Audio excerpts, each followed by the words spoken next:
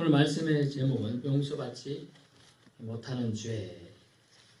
원래 예수와 바알세울이란 논쟁이 있던 부분인데요. 용서받지 못하는 죄 부분을 통하여 함께 은혜 되시는 시간 되길 원합니다. 어떤 일을 함에 있어서 잘 하려면 열심히 해야 되겠죠? 근데 열심히 한다고 능사인 것은 아니에요. 바른 방향을 잡아서 하여야 한다는 것이 사실 오늘의 말씀의 포커스가 되겠습니다. 유교, 불교, 도교, 마호메트, 유대교 모두 신을 믿고 있다고 합니다. 또 가르침을 숭상합니다. 또 가르침들 중에 좋은 부분도 많습니다.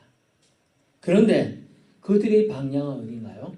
참신이신 여호와 하나님께 있는 것이 아니고 자기들이 만든 신을 섬기는 거예요. 일종의 우상들이죠. 그래서 용서받지 못하는 죄는 방향이 틀린 곳에 나가는 것이 용서받지 못하고 그것을 통하여 그들이 참신을 섬기지 못하기 때문이라는 겁니다. 오늘 본문에는 두 부류의 사람이 나옵니다. 이들은 방향이 잘못된 사람들입니다. 사람은 첫 번째는 친족이 나오지요. 21절 예수의 친족들이 듣고 그를 붙들러 나오니 친족이 뭡니까? 어릴 때부터 생사고락을 하면서 자라온 사람들이죠. 대부분이 환경을 다 압니다. 얘는 어떤 사람이고 목수의 아들로서 자라온 사람이고 배움이 짧다 뭐 이런 얘기도 알 수 있을 것이고 어릴 때 버릇이 어떻다 성격이 어떻다 다 알고 있는 사람들이요. 그러다 보니 뭐가 있죠? 예단 뭐냐 하면 미리 판단하게 돼요. 선입관이 생기게 되죠. 선입견이 생기게 됩니다. 그것을 가지고 그들은 예수를 붙들러 나왔다는 이 표현을 통하여 예수님을 주님으로 인정하지 않고 동생이나 친척 중에 한 명, 오늘 본문에 뭐라고 나옵니까? 미쳤다 함이라 미친 동생, 미친 친척으로 인식하고 잡아 붙들어서 데려가려 하든지 어디 가두어두려고 지금 잡으러 나온 거예요. 이것은 뭡니까? 좋게 표현하면 예수님을 향한 또는 예수를 향한 사랑으로 나왔을 수도 있습니다. 또 예수를 붙들어 집으로 데려가기 위함일 수도 있죠. 예수가 다른 이의 입방에 오르내리는 것이 싫어가지고 나왔을 수도 있는 거죠. 예수 때문에 본인에게 끼쳐질 해코지를 막고자 나왔을 수도 있는 거죠. 당시 배경은 어디죠? 로마의 압제하에 있는 거니까요. 요즘 우리나라에도 최근에는 없어졌지만 사진 그래도 있습니다. 연자제 들어보셨나요? 예. 우리나라는 이제 특히 공산권에 의한 영자제 좀 표현하겠습니다. 말갱이라고 표현인데 그런 것들이 연자제 군대 갈 때 다 조사합니다. 사실은 그런 부분들도 있고요. 또 공무원 공직사회에 들어가려면 그런 관련되면 들어가기 힘들어요. 그런 것도 다 있는 거죠. 그래서 예수 때문에 잘못된 소문이 나면 자기들의 아들에도 문제가 될 수 있고 자기도 잡혀가서 고문당할 수도 있고 이런 일이 처지가 있는 거죠. 그런저런 문제가 있습니다. 또 예수 때문에 부끄러움 당할 여지도 있으니까 복합적인 생각이 교차했겠습니다만 친족들이 여럿이 나왔음을 알 수가 있는 부분이에요. 그래서 뭐냐? 바른 방향. 하나님을 향한 예수를 향한 진정 바른 방향은 뭡니까? 붙들어 나온 게 아니라 옹호하고 지지해주고 격려해주고 비록 우리의 친척이지만 얘는 하나님의 선택받은 사람이다. 그런 걸 인정할 수도 있는 거 아니에요? 그렇지만 그렇게 하지 않았어요. 35절을 보면 알 수가 있죠. 오늘 본문 말씀 아니지만 읽어보면 누구든지 하나님의 뜻대로 행하는 자가 내 형제요 자매요 어머니라. 이 말은요. 누구든지 하나님 뜻대로 행하는 자가 친척이다, 친족이다, 친지다, 일가다 이 뜻이에요. 하나님 뜻대로 행하는 자가 자신을 붙들러 나오는 것은 하나님 뜻을 행하는 게 아니라고 얘기하고 있는 거죠. 이것은 우리 인간들이 보통 사람들이 가지고 있는 뭡니까? 선입견 문제를 말씀하시고자 하는 거예요. 친척은 더 가깝죠. 그래서 이 선입견을 제거해야 하나님께 나아가는데 방해물이 한꺼풀 한꺼풀 벗겨지게 되는 것이다. 예수님을 이해할 수도 볼 수도 없는 것은 이 선입관 때문에 그렇다. 그런 걸 알 수가 있어요. 그들이 잘못된 방향은 예수를 보는 것이 아니라 주변 향생을 보고 있음을 알 수가 있어요. 두 번째 사람 누구 나옵니까? 서기관이 나오죠. 서기관 22절 보세요. 예루살렘에서 내려온 서기관들은 여러 명이 만나봅니다. 그리고 22절 봤죠. 30절 보세요. 이는 그들이 말하기를 더러운 귀신이 들렸다 라고 정의를 내려요. 누가요? 서기관들은. 서기관들은 그 당시에 지도자들이에요. 그들 말 한마디 파급 효과는 엄청나게 큽니다. 우리는 여기 2장이 말하는 영향이 크고 동장이 또 서포 면사무소 면장이 영향력이 크다고 말을 한다 그러면 그런 사람이 한마디 하는데 귀신이 들렸다 이런 말을 해버린 거죠.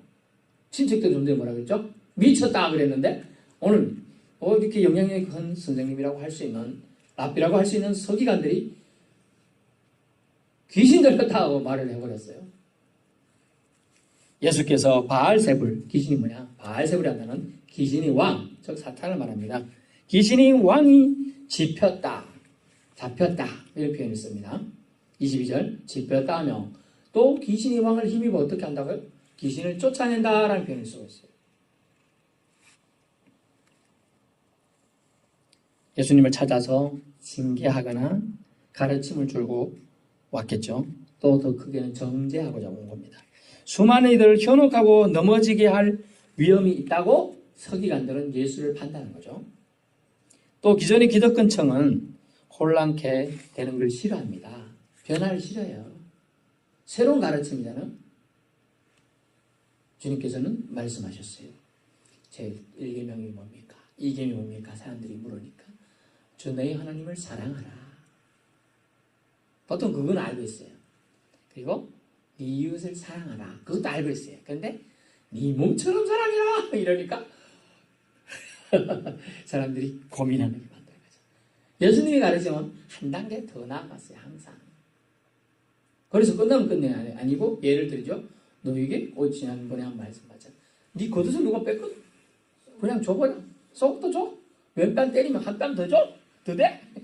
이렇게 가르칩니다. 그러니까 자기들 가르침하고 배워왔던 관념하고 너무 다른 거예요. 이러다가 우리에게 오는 관심과 집중과 지지도가 나사렛 지역에서 자랐다고 하는 저 목수의 아들 예수에게 갈 걸 두려워하는 거죠. 명예욕이 그들을 예수를 누구로 말하고 있어요? 바알세불이 짚였다. 귀신이 왕을 쫓는 자다. 귀신 들렸다. 이런 말을 하게 만드는 거죠. 그러면 그들 속에 뭐가 있을까요? 그들 속에 귀신이 있는 거예요. 그래서 지금까지 알고 있던 구약적 가르침과 다른 가르침 만드는 데 사람들의 관심은 집중되니 두렵기도 아마 한 것 같아요. 하나님을 향한 열정이 서기관들은 사실 많아요. 모든 걸 제쳐두고 하나님 말씀 연구하는 그것을 직업으로 삼는 사람을 서기관들이라고 합니다. 다른 표현으로 그들을 어떻게 말해요? 경건한 사람들이다 이렇게 봤어요. 아니 생각해보세요. 다른 사람은 더운데 이렇게 나시티 입고 다닐 수도 있잖아요. 근데 이 사람들은 이제 하나님 말씀을 연구하는 사람들, 그렇게 불경한 사람들 옷차림으로 성경 말씀 보면 되겠느냐? 하고서 정제 다 덥지만 땀을 속에서 줄줄 하지만 다니고 옷도 길게 입고 다니고 이런 옷을 이렇게 막 뭐 달아요 이렇게. 그리고 거기 말씀을 써요. 댕기밀 때 말씀 또 심지어 이런 데다 거룩한 여호와께 성결 이런 것도 하고 이렇게 했단 말이죠. 성경이 말하고 있는 기본은 예수께서 인생을 위해 오시기로 약속하신 구세주임을 구약에서 말했죠. 그래서 구약은 뭐라고요? 오실 예수에 대한 기록.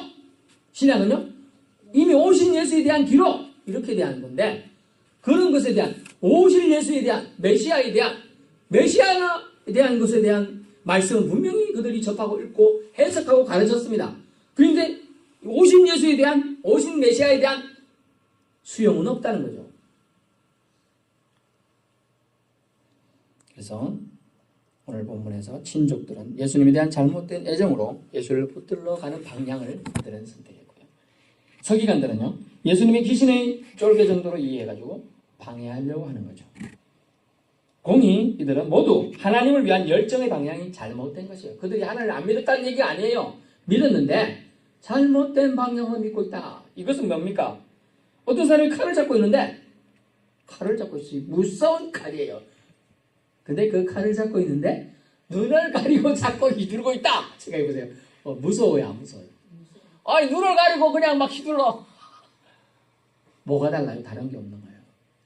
아무리 좋은 지식을 가지고 있어도 하나님에 대한 정확한 방향을 가지지 않고 그 지식을 사용한다면 엄청난 살인 무기가 될 수 있는 거죠. 여러분 들어보신 적 있을 거예요. 세계에 내지는 그 멋진 이슬. 그 이슬을 먹고 독사가 먹으면 독을 뿜고 소가 먹으면 젖을 내놓는다는 거예요. 우유를 내놓는다는 거예요. 어떤 방향으로 나아가느냐가 그들을 진실한 크리스천을 만들지 아니면 배교자나 이단들로 가게 할지는 자명한 거다라는 걸 알 수가 있어요. 이런 짧은 텀에 예수님은 좀 힘드셨어요. 오늘 제가 20절을 말했지만 이렇게 20절 보세요. 집에 들어가시니 무리가 다시 모임으로 뭐 할 겨를도 없다? 식사할 겨를도 없는지라. 배고플까요? 안 고플까요? 이 단어까지 직접 썼다는 것은 이 단어 쓴 사람도 마가도 배가 고프고 예수님도 배가 고프셨을 거다. 배고파요. 그래서 알 수 있는 게 잠깐 이런 놓치지 말 건 뭐냐면 시험은요. 어렵고 힘든 시험은 육체적인 것과 같이 옵니다. 배고플 때 와요. 예수님이 광야에서 시험 받을 때 배고팠어요? 안 고팠어요? 40일이나 굶고 배고팠다니까요. 물도 못 마시고. 오늘도 지금 배고프고 아마 식사를 겨뤘다 이게 한 끼 굶었다고 뭐 이렇게 표현했을 것 같지 않아요. 좀 몇 끼 굶어가지고 배가 지금 좀 고픈 거예요. 좀 고프지 많이 고프지 할 때 고파요. 그런데 그 틈도 없이 사람들이 몰려와요. 그런데 그때 시험하는 무리들이 오잖아요. 친족. 친척이면 좀 더 이해해 줄 것 같은데 그렇지 않았어요. 미쳤다고. 물론 이제 그 사람들이 말할 수도 있고요. 다른 사람들 말하는 거 듣고 얘기할 수도 있어요. 두 번째는 뭐냐? 서기관들은 그래도 말씀을 연구하고 하나님 말씀을 대언하는 사람들인데 그 사람들이 오실 메시아에 대한 예언을 수많이 접하고 읽고 암송까지 했는데 오실 메시아에 대한 믿음은 없다. 안타까움을 지금 얘기해 주고 있는 겁니다. 그래서 열정의 방향이 잘못된 점이 안타깝습니다. 그렇다면 2000년이 지난 지금 우리의 방향은 이 친족들과 서기관들과 달라야 되지 않을까 하는 겁니다. 정말 하나님 편에 하나님 원하시는 쪽에 우리가 서서 있느냐 하는 것이죠.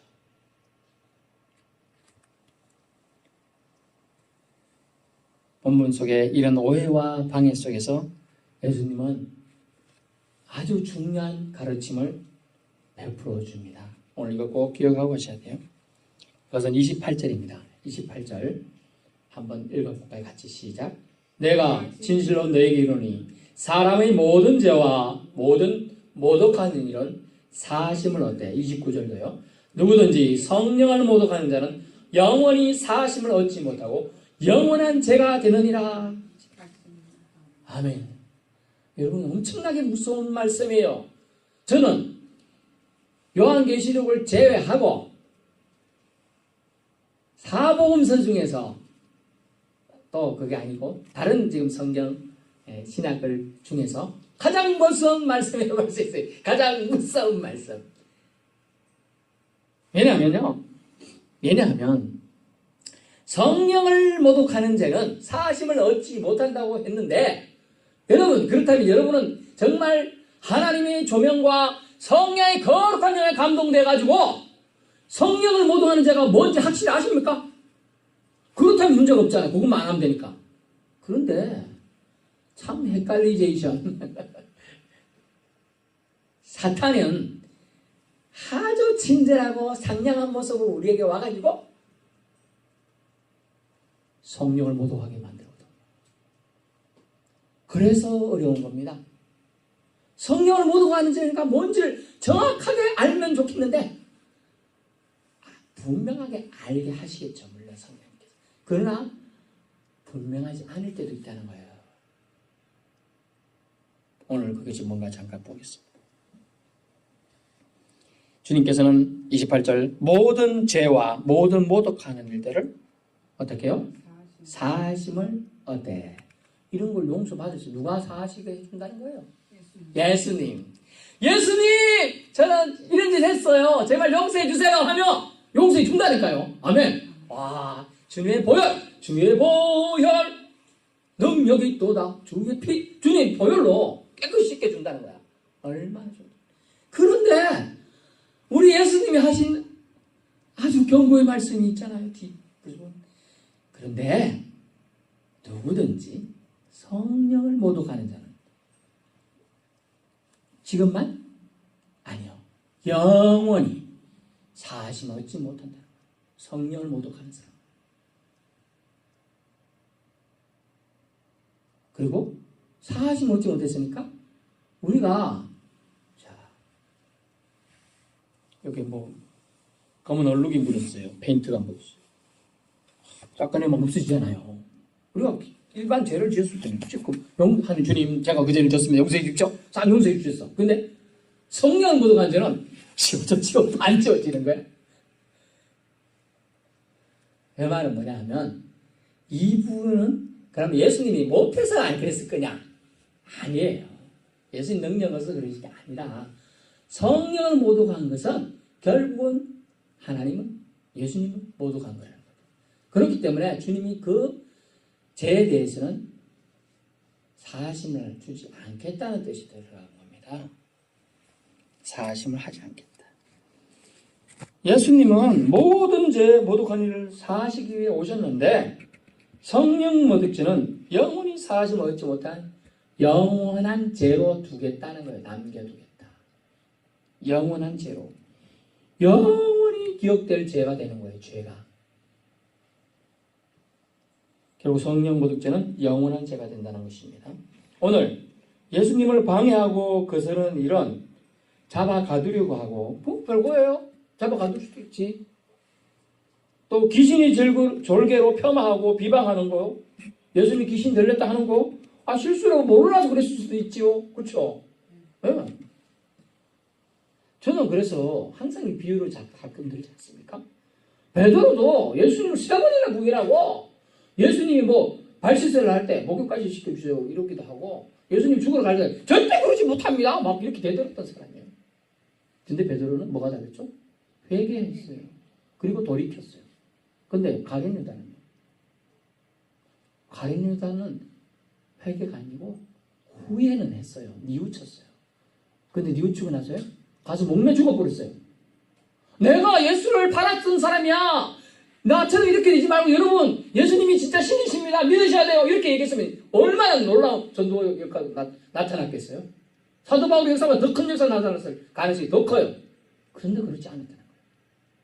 이 차이가 베드로는 반석이 일어날 때는 교회의 반석으로 일어나는 수제자가 되고요. 한 명은 차라리 나지 않았으면 좋았다 하는 안타까움의 주님의 소리를 듣게 되는 겁니다. 그래서 성령의 모독죄, 성령 해방죄 되지 않을까 하는 두려움에 우리는 깨어 있어야 한다는 거죠. 베드로전서 4장에 보면 세상이 마지막 때가 되었다. 그러므로 깨어 기도하라. 기도합니다. 예수님은 사탄은 스스로 내란을 일으켜서 손해볼 짓을 하지 않는다고 오늘 본문에 얘기하고 있습니다. 본문에 뭐라고 합니까? 사탄이 어찌 사탄을 쫓아낼 수 있느냐? 23절, 24절. 만일 나라가 선제로 분쟁하면 그 나라가 설 수 없다. 만일 집이 스스로 분쟁하면 그 집도 설 수 없고 사탄이 자기를 거스려 일어나 분쟁하면 스스로 설 수 없고 망하느니라. 아멘. 결국 뭡니까? 예수님은 사탄의 특징을 잘 알아요. 정확하게 알고 계세요. 사탄은 사탄을 무너뜨리지 않는다는 거예요. 자기 편이기 때문에.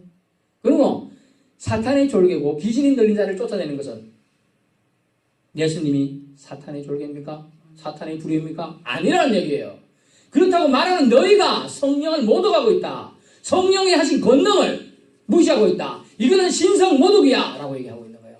결국 신성모독, 성령 해방, 성령 모독죄는 결코 사하심을 얻지 못하는 영원한 죄로 남겨두시겠다라고 말하고 있습니다. 그러므로 귀신이 귀신을 쫓아내는 것이 아닙니다. 예수님께서 하시는 하나님의 권능이 귀신을 쫓아낸 줄 믿습니다. 예수님은 영적인 권위를 무시하고 하나님이 능력을 행하셨음을 부정하는 일, 이것이 성령을 모독하는 거예요.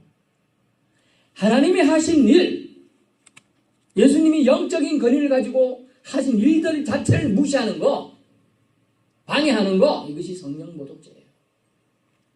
결국 영원한 죄가 되어 용서받을 수 없습니다. 결론입니다.